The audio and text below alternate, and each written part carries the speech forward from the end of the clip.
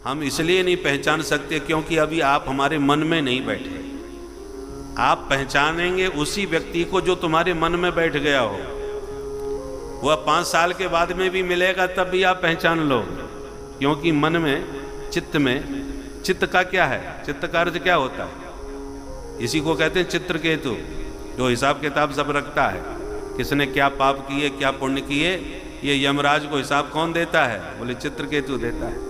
चित्रगुप्त, चित्रगुप्त नाम है इसका, है? तो ऐसे ही भगवान ने गुप्त रूप से ये चिप कार्ड हमारे भीतर फिट कर रखा है। हम क्या सोच रहे हैं, क्या कर रहे हैं, वो सब इसमें रिकॉर्ड होती रहती है। जैसे चिप कार्ड होता है ना, मोबाइल में डाल देते हैं या कंप्यूटर में, तो लाखों फोटो उसमें चिपक जाते हैं। छोटा सा होता है और कितने फोटो उसमें चिपक जाते हैं। ऐसे ये चित्रगुप्त है जो हमारे भीतर ऐसा चिप कार्ड भगवान ने बना रखा है कि बचपन से लेके अब तक हमने न जाने कितने लोगों को इस चिप कार्ड में भर रखा है। तो जो इसमें भरा है वही हम पहचान पाएंगे, जो इसमें सेव नहीं किया उसे आप नहीं पहचान पाएंगे, भले ही उसके साथ आप कितने घंटे रहे हो। तो जो साथ साथ रहे उसका नाम साथ है, और जो तुम्हारे मन में बैठ जाए उसका नाम है संग। मन से संग होता है, तन से साथ होता है। इसलिए सत्संग नाम पड़ा। सतरूप परमात्मा को जो अपने मन में बैठा ले, या जिस साधन के द्वारा तुम्हारे मन में भगवान विराजमान हो, उसी का नाम सत्संग है। और आप हम सत्संग कर रहे हैं श्रीमद् भागवत के माध्यम से, क्योंकि इन चरित्रों को सुनते सुनते हरि तुम्हारे हृदय में विराजमान होंगे। यस्या श्रवण मात्रेण हरिश्चित्तम समाश्रये, इसलिए इसका नाम सत्संग है। बोलो राधे राधे। तो सत का जो संग करावे उसका नाम सत्संग। तो जब भी आपके मन में सत्संग की इच्छा हो तो जो महात्माओं ने किया वो आप करो। महात्माओं ने क्या किया? बोले ब्रह्मा जी के पास गए, बोले महाराज पहले जगह बताओ, स्थान बताओ कहां पर सत्संग किया जाए। तो ये ब्रह्मा जी कौन है? विवेकाधिष्ठित जो बुद्धि है वही ब्रह्मा है। बुद्धि तो सबके पास है, परंतु हमें सत्संग करना है तो किस बुद्धि से परामर्श लिया जाए? जो हंस पर, ब्रह्मा जी का वाहन कौन है? हंस। ब्रह्मा जी हंस पर विराजमान है। हंस का अर्थ क्या होता है? नीर क्षीर विवेकी। जो दूध और पानी को अलग अलग कर दे उसका नाम है हंस। उसी प्रकार बुद्धि कैसी हो? बोले सत और असत का जो विवेक रखती है उस बुद्धि को पंडा बुद्धि कहते हैं। सत असत विवेकिनी बुद्धि पंडा, सा अस्य संजाता स पंडितः। पंडित शब्द का अर्थ क्या है? जिसकी बुद्धि में सत और असत का विवेक रहता हो। ऐसी विवेकाधिष्ठित जो बुद्धि है जिसके पास, उसको पंडित कहते हैं। तो सबसे पहले कथा में हम पंडित जी से मुहूर्त निकलवाने जाते हैं। ऐसी हमें किसी विद्वान, सत असत का विवेक रखने वाले किसी बुद्धिमान व्यक्ति से परामर्श लेना चाहिए कि हम सत्संग कहाँ करें। तो ब्रह्मा जी ने कहा हम चक्र छोड़ रहे हैं।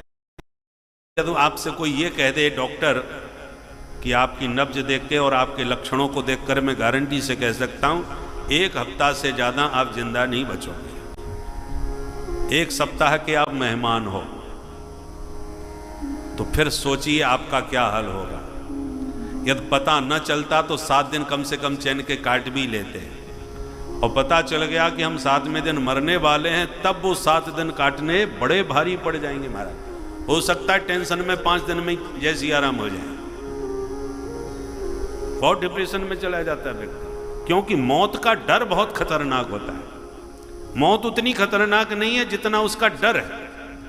इसलिए काल ब्याल मुखग्रास त्रास निर्णास हेतवे, इस काल ब्याल के भय को मिटाने के लिए, मृत्यु का रहस्य समझ में आ जाए तो काल का भय भाग जाता है।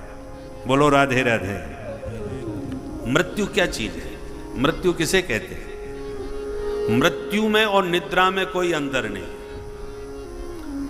जब आप सो जाते हो, सुसुप्ति अवस्था में पहुंच जाते हो, गहरी नींद में, जब कुछ भी होश नहीं रहता, तो आपको ना अपना पता रहता है ना दुनियादारी का, सब भूल जाते हो। और वही स्थिति मृत्यु में होती है, मरने के बाद भी वही हाल होता है, सब भूल गए, सब छूट गए। तो शरीर और संसार मृत्यु में भी छूटता है और शरीर संसार गाढ़ निद्रा में भी छूट जाता है, दोनों की स्थिति बराबर है। पर क्या नींद में किसी को डर लगता है? नींद से किसी को भय लगता है? किसी को नहीं लगता। नींद ना आवे तो नींद की गोली और खाते हैं कि नींद बढ़िया आनी चाहिए। नींद से तो बड़ा प्यार है, फिर मृत्यु से डर क्यों है? क्योंकि दोनों की स्थिति बराबर है, पर दोनों में थोड़ा अंतर है। एक ही अंतर है, क्या? नींद में जब आप सोते हैं तो आपको यह विवेक है कि हम गहरी नींद में सोएंगे और फिर जब जगेंगे तो शरीर भी मिल जाएगा, संसार भी मिल जाएगा, परिवार भी मिल जाएगा, व्यापार भी मिल जाएगा, जो भी छूटा है आंख खोलते ही सब वापस मिल जाता है।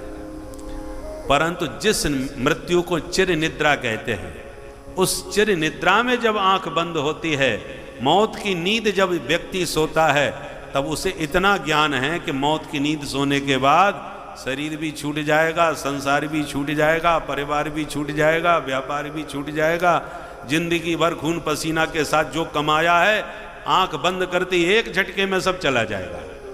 तो ये मरने का डर नहीं है, मरने का कष्ट नहीं है, छूटने का कष्ट है।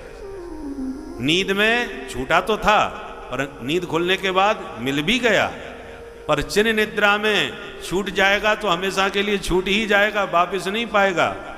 इसलिए निद्रा में कोई डर नहीं, मृत्यु से डर लगता है कि सब पाया हुआ छूट न जाए।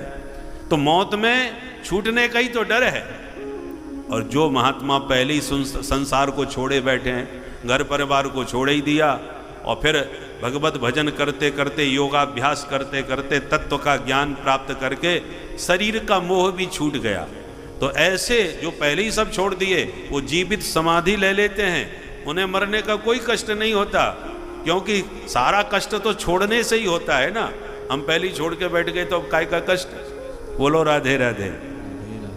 आप किसी को 10 लाख रुपया दान कर दो तो आपका हृदय प्रसन्नता से भरा होगा कि हमने भी कुछ दिया, कुछ लगाया। और कोई डकैत या चोर